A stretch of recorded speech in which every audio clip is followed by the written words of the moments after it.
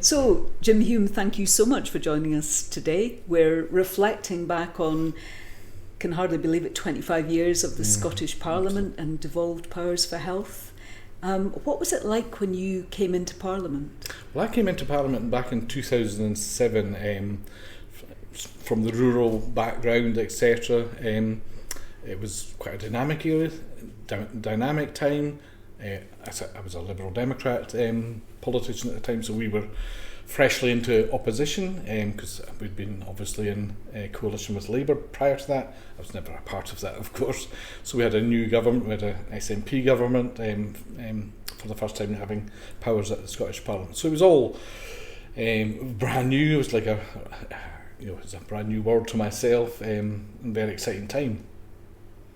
And what did you perceive to be the potential for having an influence for the good of health in the Scottish Parliament? Well, the Scottish Parliament's, the great thing about that, I used to lobby before on various things, and we'd lobby Westminster and lobby Scottish Parliament. I found as a citizen of Scotland the Scottish Parliament to be very, very accessible and really interested in wanting you to engage, so really easy to engage with. But in engaging, it was always best to be really well informed and have evidence behind you. So I was always encouraging people to get involved, come along to cross-party groups. This is how you pick up the phone or drop an email to an MSP. Let them know, because sometimes people out there would say, "Oh, they're just against us." No, they're not. Maybe they don't understand X, Y, and Z. So get engaged with them, get involved, go to cross-party groups, make sure you get your voice heard, go along to surgeries and talk, because they're like you and I. They're just normal human beings. It doesn't matter which party, I'll have to be honest, they all want to help and make things better for the country generally. And how did you move into the space of looking at sort of tobacco issues? Yeah, so in 2011, so I was re-elected in 2011 to, again, Liberal Democrats, South Scotland. I became the health spokesperson. So the first sort of thing you do when you're a health spokesperson is such a wide portfolio, you start to meet with the stakeholders, of course, Scotland being there, British Heart Foundation, I can remember British Medical Association, Royal College of General Practitioners, and what was starting to come out quite clearly was fresh evidence that had came out of the prevalence of smoking in cars with children present. 60,000 children every week were being exposed to smoke in cars, which was probably against what people would think on the street. And the thickness of that smoke was 11 times thicker than that of pubs of old when they used to be able to smoke in those. Children don't have the option but to go in that car quite often, and of course damaging young lungs is something that nobody wants. So I think it was engaging with the stakeholders, back to the importance of organisations like Ash Scotland, which are vital in all of this, giving the important messages to those 129 MSPs that can actually vote on things to make a difference, to make it better for others. So how did you make a difference in that space? So in 2013, after having talked to various stakeholders, gathered some evidence, so Dr. Nina Rowett-Dewar, she did a lot of work on the implications on well-being and mental health of young children being exposed to second-hand smoke. Children realised that smoking was damaging them, but they didn't have the option, so that was quite stressful and anxious for them. And then, of course, as I mentioned, Professor Sean Semple, who'd done a huge amount of evidence on the prevalence of smoking in cars with children present. 60,000 children in cars every year being exposed to smoke. The thickness of that smoke in cars, as I said, the particles per metre squared, and the 50 different toxins that are in the smoke. And it doesn't just disappear when you don't see the smoke. That hangs around in the car during, of course, the time the person might be smoking, but also afterwards as well. So you had all that evidence. So in 2013, I think spring, summer, thereabouts, we did a media coverage, having worked with yourselves and British Heart Foundation specifically, on a bit of a campaign. So, and part of that campaign was announcing my intention to bring forward a members' bill. And how did that go for you? It was good because it was controversial enough. It gained media attention. Media don't really cover things that are very consensual quite often, which can always be a frustration. As I say, politics and politicians, generally people are there to make a difference, and there's a lot of working together which nobody sees because it's always the controversial. The Conservatives at that time were against it in Scotland, so that kind of helped in a way because that raised it up the agenda. And there was other organisations, and surprisingly, or not really so surprisingly, of course, the tobacco companies were quite against that. So we announced that we were intending to bring forward a proposal. We had the details of that proposal. I obviously discussed with other parties and politicians, and of course the government of the time, the SNP government of that time, the intentions, what that would look like, the ages, the definitions, etc., all the important little details, and then consulted. So if you have to have a consultation, have to bring forward a members' bill, you have to, if I recall correctly, consult for at least 12 weeks. So we did that and a little bit more. We consulted over the summer of 2013, so to gather evidences, and we had a good 150 plus, if I recall correctly again, submissions. Some very thick ones from the tobacco companies, as you can imagine. They were comparing research that someone had done in Ireland and in New Zealand about the fact that there's not many people children being exposed to second-hand smoke, which I said was irrelevant because this is about Scotland, and here's the Scottish research, again from Dr. Sean Semple. Again, I'm going to reiterate it, but 60,000 children every week being exposed. So we had, because of that evidence and that research and that knowledge, we had the information to retort back to every single point that was made to us with those who thought it was an infringement on people's private spaces. Well, a car is pretty well legislated. You have to have a licence to drive it. It has to go at certain speeds. It has to meet certain emissions. The tyres have to be a certain amount, etc., etc., etc. You have to wear seatbelts in them. Regarding seatbelts, some people said, "Oh well, nobody's." We still see people not wearing seatbelts in cars, so that's not been. And 16,000 to 18,000 people every year were being fined for not wearing seatbelts. So we had all that information to at our fingertips to fire back at any of the people who saw it as a negative thing to do. I was going to ask you, what was your sense of the public opinion about what you were proposing? Yeah, so because it was controversial enough, there was a lot of media interest, and social media was really starting to gather then as well. Of course, you had those who thought it was negative. I was never convinced by any single argument or any point from anyone that it was not the right thing to do to give children a healthy as possible start in life as you can do. It's not like they were going out and buying cigarettes themselves. It was the involuntary nature of being forced to be in a vehicle, a very small space filled with smoke, and all the toxins that are associated with that, which can lead on to asthma and lung cancer and all sorts of things in later life, well proven.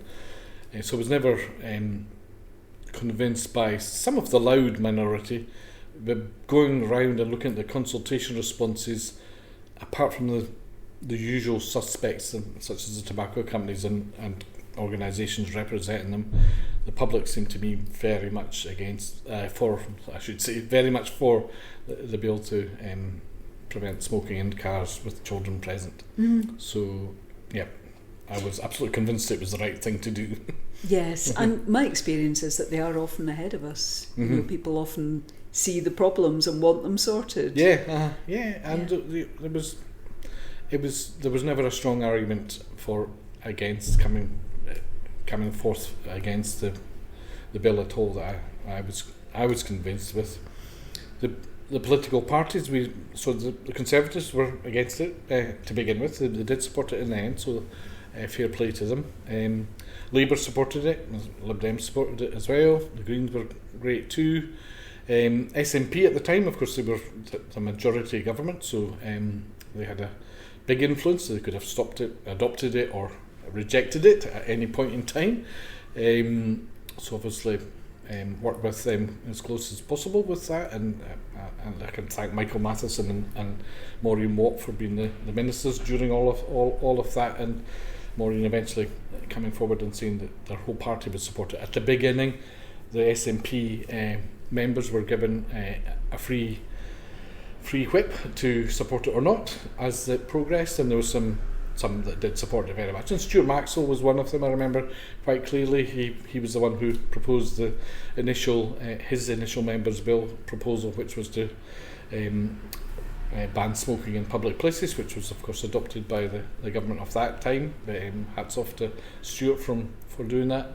The likes of Kenny Gibson, he was very supportive as well. So and others as well. So that's the danger of naming 2 or 3. There was lots more, but there was a lot of support within that party. But as I said, they hadn't been whipped either way. It was up to themselves as individuals whether they wanted to support it or not at the earliest stages of that. So yeah, so support seemed to me good. It seemed to me that this is something we can actually do.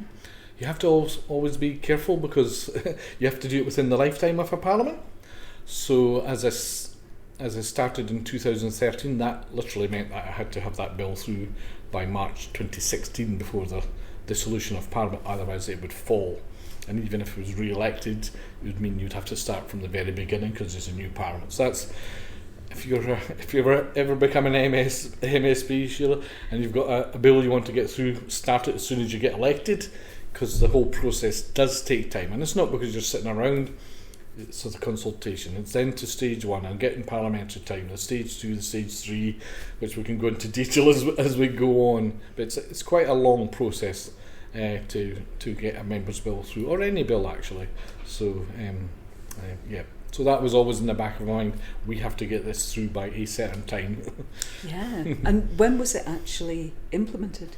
So 2015 was when the bill passed. December 2015. It was enacted. That means that Her Majesty at the time signed it off in January 2016. And then it came into enforcement in summer. I think July, the summer of 2016. So yeah. So it's about 3 years from the initial proposal being announced and promoted through to the actual enforcement of the Act. Then, of course, the bill, when it's signed off by the Queen, becomes an Act. Or King now, of course.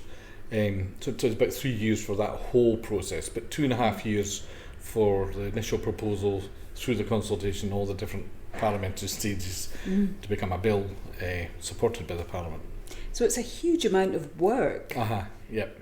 But you must feel really proud looking back on that. I do, yeah, yes, yeah. That is probably the biggest, apart from my family things, of course, because they're paramount. But that's definitely the top of the achievements in my life, I suppose. But it's teamwork. So it's your members of your staff. So there's Craig Moran in my team, and then Eliana Kazakow and Fiona Milne. Without them, you needed that, so I have to take hats off to them. It's also hats off to yourself, Sheila, for all the work yourselves and Ask Scotland did.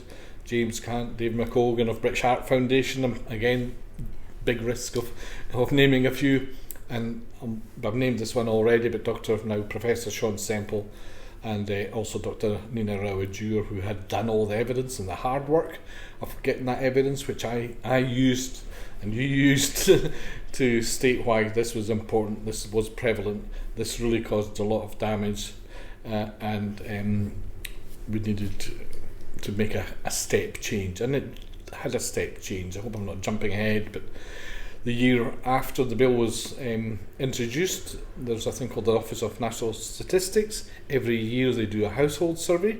They don't measure anything about cars, but they have for many, many years measured children being exposed to second-hand smoke in households. And the year after that bill, and there would be other things going on, you're campaigning and etc., and there was work on to get outside at the same time as well, which the government were doing. But with all of that, in the year after the bill, children being exposed to second-hand smoke generally in households in Scotland nearly halved, from about 100,000 to about 50-ish thousand. So that's quite a significant step change in quite a short time. That's a fantastic achievement. And that's what it was all about, making the step change. It wasn't about getting money in, which was some of the arguments from the fines. That's absolutely nothing to do with it. It was about changing culture, changing behaviour, and protecting children, vulnerable children who don't have an option but to, at that stage, but to sit in that smoke-filled car. Mm-hmm. And I think it's one thing the Scottish Parliament to me has been really strong on. It's been looking to the generation growing up and how can we make life better and healthier for them.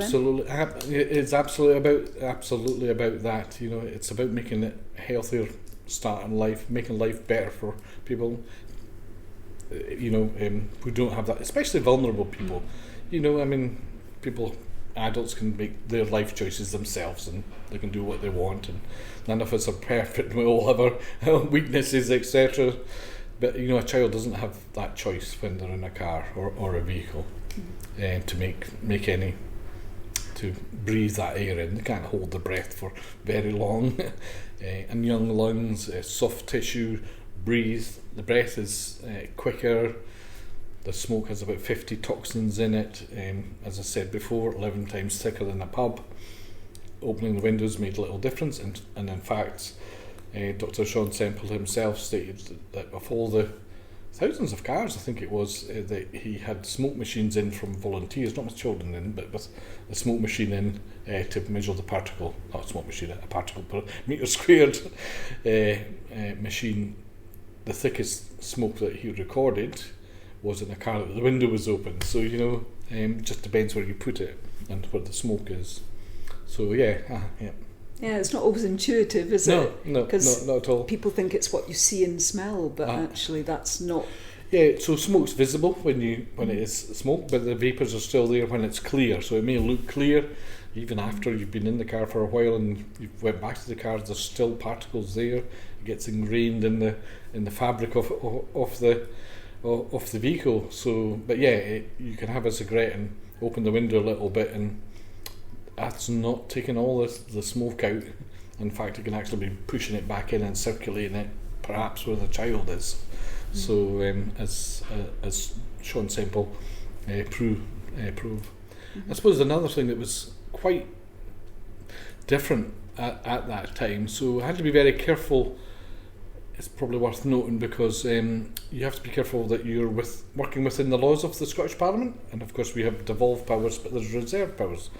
So vehicles is a reserve power, so things like seat belts, etc., and licence and car licence, all that sort of stuff is a reserve power. It's out with the powers of the then Scottish Parliament. So we have to be very careful because within submissions you'd have some people saying, yeah, you have to also note that it's dangerous smoking when you're driving because you're distracted because you're lighting a cigarette, and that's probably correct, yes, but if I used any of that in the Parliament, in that bill, that would have been ultra vires out with the powers, because road safety is not a power of the Scottish Parliament. Now that might seem nothing, but you know, we looked at the enforcement and we recommended the police to enforce this. Well, because we had to put it through in the Scottish Parliament, of course, with devolved powers, the powers we had to use were health. So for the first time with that bill, the first time in Scottish politics, we brought forward a bill that would be enforced by a health bill that could be enforced by the police, and that hadn't actually been done before. Because correct me if I'm wrong, it's what I was informed with smoking in workplaces can't be enforced by police; it has to be enforced by local authorities, etc. So that was a bit of a ceiling to break through at that stage, because No, I love that. You're right. It was environmental health with the indoor laws, but they didn't have the powers to deal with traffic. So so it had to be police, and but it had to be a health issue. So it was the first piece of legislation I was informed. So maybe somebody can argue the case the other way, but I was informed it was the first time that it was a piece of legislation in the Scottish Parliament regarding health that could be enforced by the police. So it seems to me that having devolved powers for health in Scotland has been a real strength. We've been able to kind of make progress and been a really good example internationally. Well, yeah, absolutely. So we went down to Westminster, so they brought forward legislation slightly different. I'll not go into the slight differences, but that's none of the matter. Because we'd done the consultations from 2013, brought forward, got the evidence, we were invited down to the all-party political group on tobacco control, I think they called it, or their words to that effect, and gave them the evidence there. So there was an amendment made in 2015 to a Children's Act, or bill going through the House of Lords at the time, I believe, which brought forward similar powers in England and Wales. So I would say that it did have an effect out with Scotland as well, because England and Wales looked at what we did. The legislation actually passed quicker. It was in a little bit earlier in 2015. It was enacted, but that was because it was just an amendment to a children's bill. If I recollect, I do recollect correctly, I think, on that one. So, but again, that was influencing that, and I think other countries now are actually bringing in legislation on protecting children in vehicles too. So. Mm-hmm. So, with the perspective of having worked in the Scottish Parliament and really grafted and brought through that legislation and made that difference, and now you're part of civil society and you're kind of looking in from another perspective at the Scottish Parliament, what would you like to say to the current MSPs about the devolved powers in Scotland and health and what they could do? Yeah, well, so there's so much to do. I now work in mental health, so and there is of course a relationship with smoking and mental health as well, and we're doing some work with the Scottish Drugs Forum on mental health and substance use, etc., and supporting people that perhaps have both. So for MSPs, they know this is themselves. This isn't a criticism, this is a positive thing. It's a privileged position. I always felt privileged, chuffed that you're in a position to actually make a difference. And even in opposition, even when there was a majority government that you maybe thought we can only react to that, you can actually proactively make a difference. But in doing so, evidence is vital. So again, if you've got the research and evidence, and also building up a team of campaigning. So having Ash Scotland behind it, and they were being proactive in that, and British Heart Foundation and British Lung Foundation, and coordinating messaging. So it's not just the MSP that's going on about that. You're actually getting a campaign, whether it might an email campaign or leafleting or messaging from different organisations, not just yourself. I think is totally key for any MSP. Build up evidence, build up a campaign on whatever you want to change for health to make Scotland a better place. Absolutely, but do teamwork, evidence teamwork, because if you can get evidence from other parts of the world, that's always really helpful as well. So if similar sort of work's been happened elsewhere, and with that you can make a difference, but you have to build up allies as well in all parties if you want to do that. The great thing about the Scottish Parliament, I think, is because we have a proportional representation, then I know we've had some majority governments, but not that many.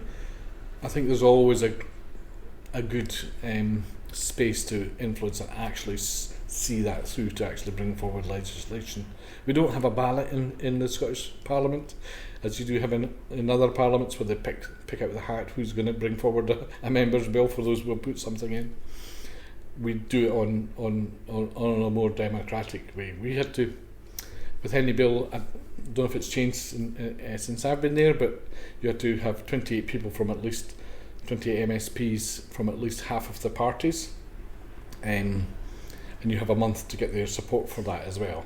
So you have to have half the party's support for it to bring forward a member's bill, and you have to get that at least 28 people behind you. So if you don't have any allies, then that's going to be a lot more difficult. And if they're bright people, and they're going to ask questions. So if you don't have answers to the questions when you've started off, then you're really in an uphill struggle. So think about what all those questions will be before, so you can have the answers to them straight off the cuff, because you never know what question might come. So you've got to try and work out what they will all be. So research.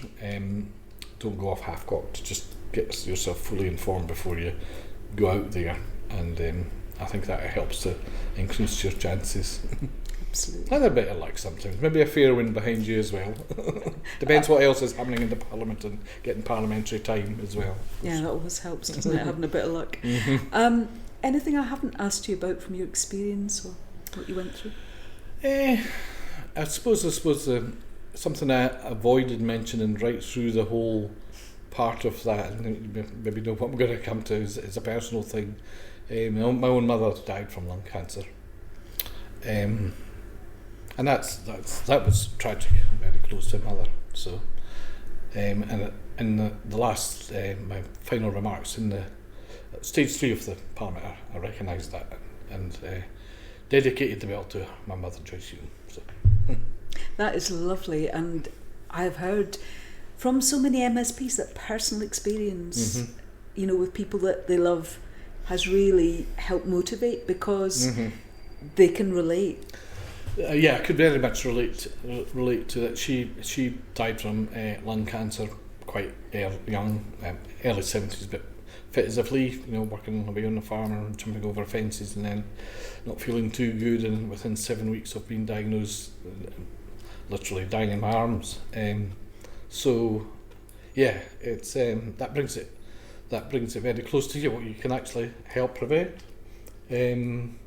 But I wanted to make clear that it wasn't about my own personal experience that drives you, but that shouldn't be seen as the reason why you're doing that wholly. It's about the future and going forward, not about making a memorial to someone that's unfortunately passed. So.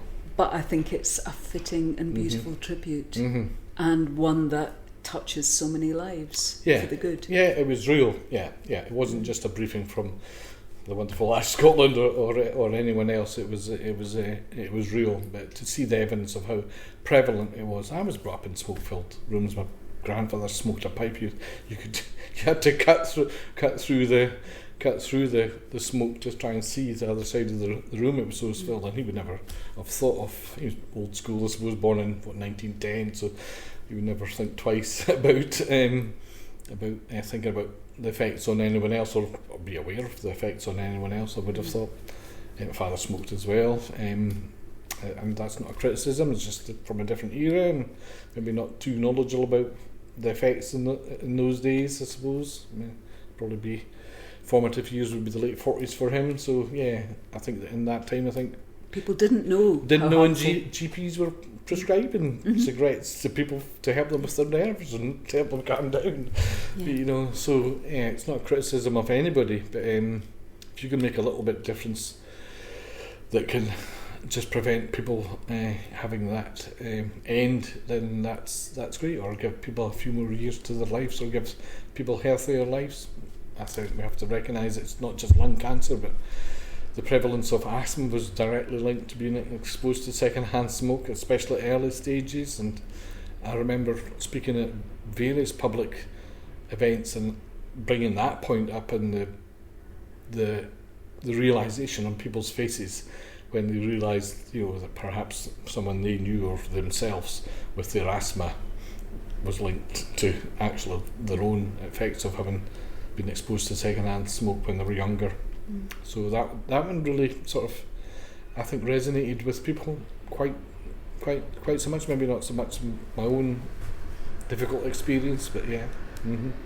So you've reminded us of the importance of those health measures. Exactly, yeah. Just to kind of contain some of the damage that health-harming products do to people's lives. Yeah, no, it's real. Yeah, it's real. Yeah, it really is. Yeah, it happens to people. It real does. People. Yeah. Jim, thank you so much for sharing your experience and taking the time, and thank you for all the hard work that went into making what has been a tangible, positive difference in Scotland. Well, thank you, Sheila, obviously for your support during that time. I'll have to I've mentioned other organisations. I'll not go through them all again, but it was a team effort. But thank you for what you do and what you're still doing, raising awareness about smoke damage and putting forward ideas how to make the future of Scotland and other parts of the world, of course, a healthier place. Thank you.